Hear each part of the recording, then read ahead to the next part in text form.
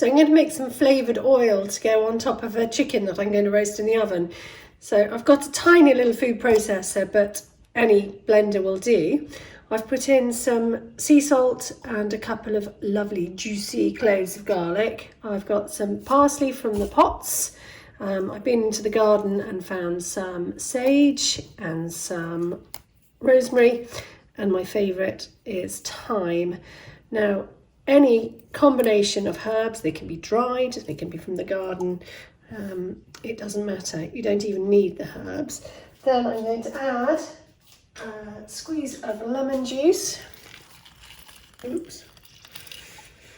And a glug of olive oil. Any oil will do.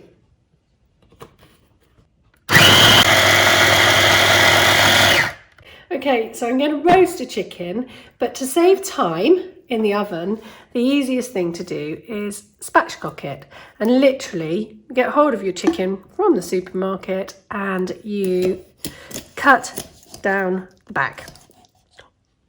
Okay, when you cut down the back, not glamorous, but you turn it over and whack it in a roasting tin. And when you've done that, this is the good bit, lean on it slightly and it will fan out. As you can see, there's a greater surfaced area, so it's much easier and quicker to cook. Then I'm going to score a few lines in the fatter parts, so the breast and the legs. And when I've washed my hands, I'm going to put on some of that oil. So literally just pour the oil, some of it, over the bird and give them a little rub. It's a bit like a massage, isn't it? So then this goes into the oven around 200 for about an hour and a half. Just keep checking on it. As long as this bit is cooked through when you cut into it, you're good to go.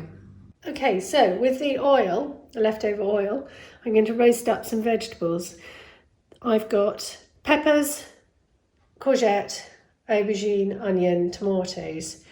Literally chop them up roughly around the same size, pop them in the oil, toss them with the oil, and then we're going to whack them into a baking tray to go into the oven at the same time as the chicken.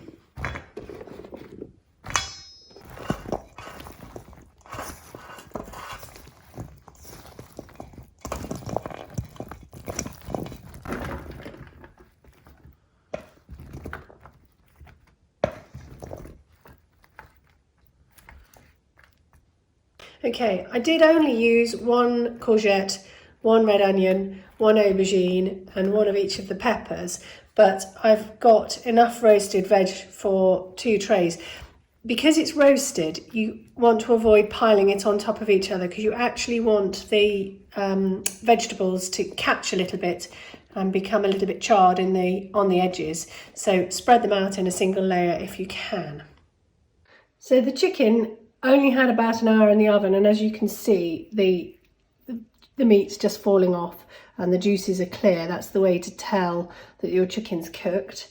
The vegetables are all charred on the corners and soft and juicy. The tomatoes have burst, and I've actually cooked up some bulgur wheat. I used the packet instructions. This one said to just boil for 8 minutes, and I've put some of the juices from the chicken into the bulgur wheat, and when we have supper tonight I shall be able to use some chicken and some vegetables and stir it through and put it with leaves.